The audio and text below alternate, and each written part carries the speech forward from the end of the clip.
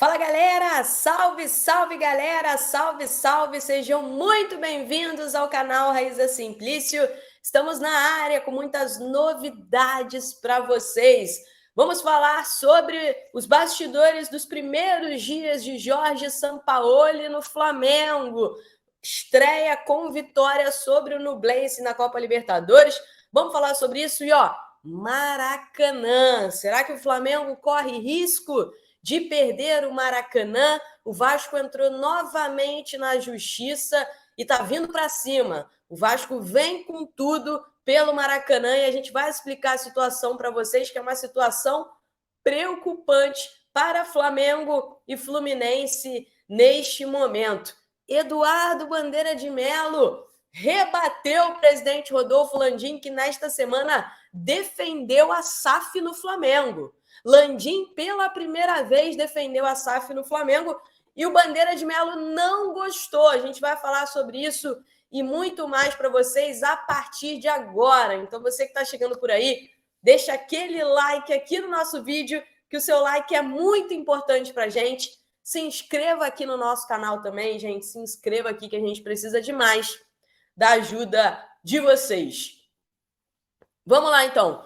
O Flamengo começou essa caminhada na Libertadores com Jorge Sampaoli vencendo o Nublense no Maracanã. Uma vitória que, para mim, foi longe de ser brilhante, mas eu vi alguns pontos positivos nessa vitória. Dentro de campo, os jogadores estavam se falando mais. Pedro e o Gabigol estavam jogando mais próximos. E o Gerson teve uma atuação melhor, para mim, a melhor atuação dele desde que voltou ao Flamengo, só que como meia pela esquerda. O Gerson ontem jogou como uma espécie de meia pela esquerda na posição do Arrascaeta. Então, o Sampaoli vai ter que ver o que ele vai fazer aí para colocar o Gerson e o Arrascaeta juntos. Lembrando que lá no Olympique de Marselha, o Sampaoli utilizou o Gerson como meia pela esquerda. O jeito do Sampaoli na beira do campo chamou muita atenção também, né? Muito enérgico, muito inquieto, elétrico. O cara não para, o cara fez um buraco lá na área técnica, gente. Fez um buraco lá na área técnica, de tanto que ele andava de um lado, andava do outro, andava de um lado, andava do outro, né? E ele é sempre assim, no dia a dia, no Ninho do Urubu, as pessoas relatam que ele estava até tranquilo, pelo que ele vem mostrando no dia a dia dessa inquietação dele. E um segredo aqui, o Sampaoli, ele entende que ele pensa melhor enquanto ele caminha. Então, por isso que ele fica lá na beira do campo o tempo inteiro caminhando de um lado para o outro, de um lado para o outro, porque ele está pensando. Ele acha que ele pensa melhor enquanto ele caminha do que enquanto ele está parado.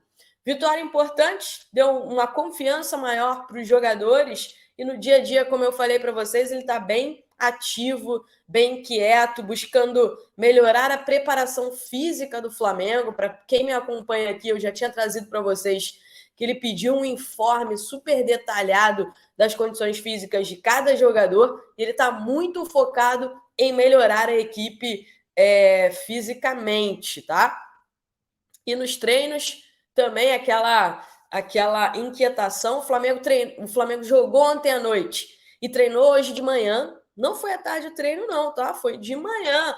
Ou seja, os jogadores chegaram tarde em casa, mas tiveram que acordar cedo para estar hoje no Ninho do Urubu. E a chegada dele serviu para mexer com alguns jogadores que estavam sendo pouco utilizados, como o Vitor Pereira ou o Marinho. O Marinho é um deles. E o Marinho está dizendo aí que se inspira na volta por cima do Rodinei para conseguir dar a volta por cima no Flamengo.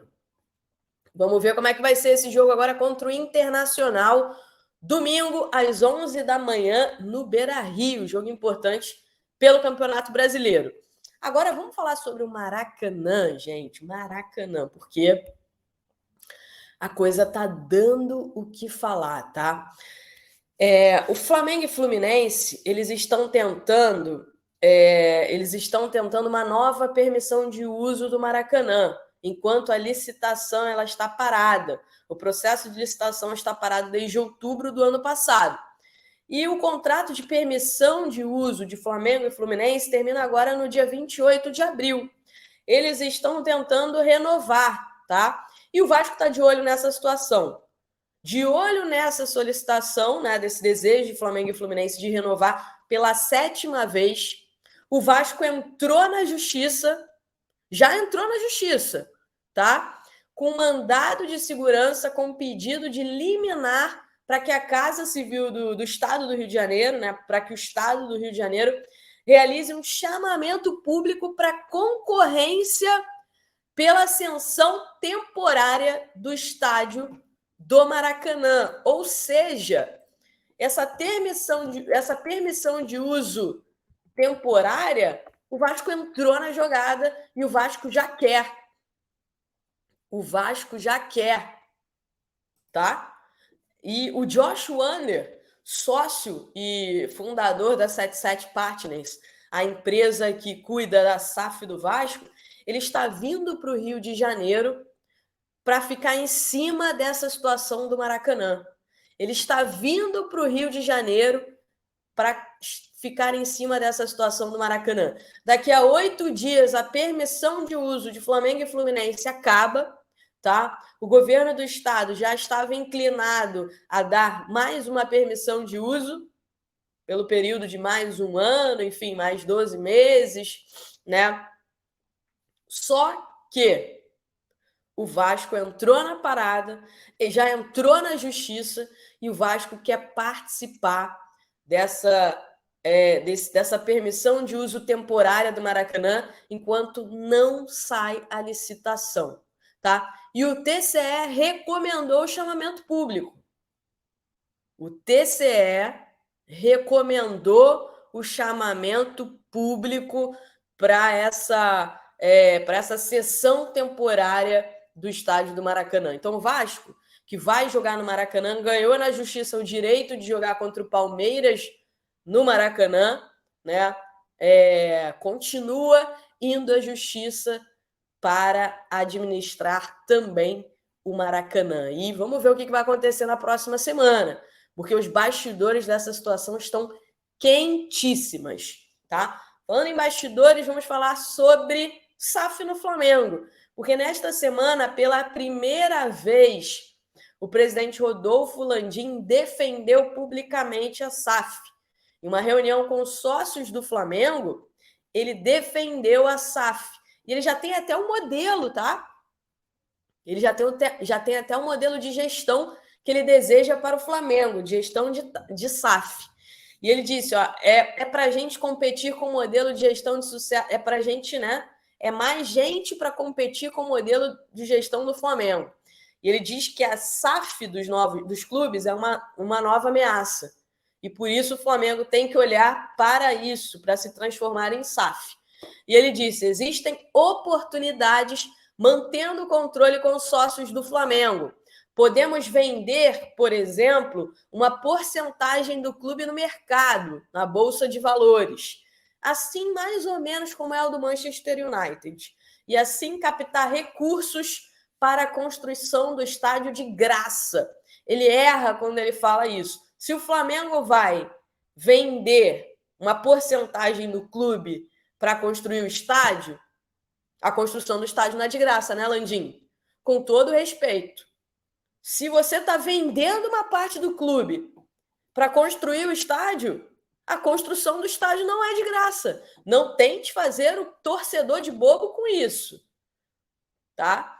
E o ex-presidente do Flamengo, Eduardo Bandeira de Mello, se manifestou totalmente contrário à SAF, até rebateu o Rodolfo Landim. Ele que participou do programa De Sola, ele disse o seguinte: o Flamengo não precisa disso. Respeito todos os clubes que partiram para esse modelo societário.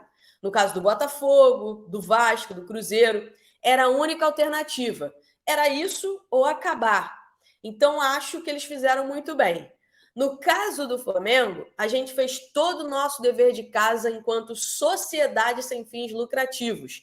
Então, não vejo motivos para mudar isso agora. Mas acho que a gente deve estar sempre estudando. Ele deixou isso claro, né? Se um dia for necessário, aí é outra história. A gente tem que saber como fazer. Mas hoje o Flamengo não precisa disso. Foi o que defendeu o ex-presidente do Flamengo, Eduardo Bandeira de Mello. durante o programa de solo. Eu quero saber a opinião de vocês. Deixa aqui nos comentários a opinião de vocês, o que vocês acham dessa situação, né? Do Landim, que já estudou todo o modelo de SAF, tá? Eles dizem que a gente ainda não está falando sobre isso. Já estudaram todos os modelos de SAF. Eles levaram, inclusive, o criador da lei para dar palestras para os sócios do Flamengo lá na Gávea. E estão com essa ideia aí de vender uma parte do clube no mercado, né, na Bolsa de Valores. Seria uma espécie de Manchester United, um modelo mais parecido com o modelo do Manchester United. E eu não preciso nem falar o que vem acontecendo com o Manchester United nos últimos anos, né? Que não ganha nada. Não ganha absolutamente nada. É o clube que mais investe, é um clube cheio do dinheiro e que não ganha nada. E eu tenho certeza que não é isso que o torcedor quer. O Rodolfo Landim, ele também alfinetou, durante essa reunião com os sócios do Flamengo, ele alfinetou o Jorge Jesus. Ele disse assim: ele, Jorge Jesus, deve agradecer mais ao Flamengo do que o Flamengo a ele. A gente continuou dando certo quando ele saiu, e ele não deu certo quando saiu daqui. Deu aquela alfinetada, né, no Jorge Jesus. Ele falou que se tivesse reciprocidade, amor, o Jorge Jesus teria largado o Fenerbahçe neste momento e vindo ao Flamengo. Foi uma reunião durante o Conselho Deliberativo do clube. Nessa reunião, não sei se vocês conhecem o Alan Garcia, lá do Zona Rubro-Negra. Então, o Alan Garcia fez cobranças ao Rodolfo Landim, cobrou a situação do Marcos Braz, do Bruno Spindel, do departamento de futebol, e o Landim disse que eles não vão sair, que eles ficam no cargo e que o responsável pelos problemas no futebol é dele. A responsabilidade é dele. Então, ele tirou o Braz e o Spindel da reta e disse que a responsabilidade, né, no departamento de futebol do Flamengo é dele. Beleza, galera? Por hoje é só. A gente vai estar aqui amanhã para trazer um pouco mais sobre a preparação do Flamengo contra o Internacional. Tem a situação dos lesionados, muito perto de voltar, tá? O Eric Pulgar e o Arrascaeta, 2 jogadores que vão ser importantíssimos para o Sampaoli. O Eric Pulgar jogou com o Sampaoli na seleção chilena e eu soube que o Eric Pulgar é um jogador que tem um entendimento muito grande sobre o jogo posicional. Então, ele pode ser um jogador importante nesse começo de trabalho do Jorge Sampaoli no Flamengo.